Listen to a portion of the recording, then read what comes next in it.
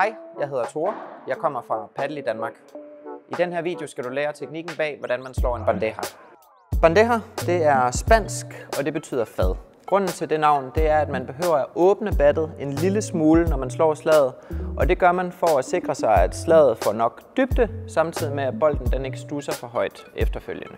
Der er to ting, der er vigtige at holde fokus på. Den ene, det er slagets træfhøjde. Det skal være cirka i øjenhøjde. Den anden, det er, at du får nok afstand fra bolden til, at armen den kan få lov at svinge frit. Du starter slaget med at lave et W med overkroppen, samtidig med, at du tager foden tilhørende slagarmen tilbage. Så kommer du til at stå med siden til og få vinklet dig rigtigt i forhold til slaget. Når du svinger, så skal du forestille dig lidt, at du slår et smutkast med armen, men fra et højere udgangspunkt heroppe fra.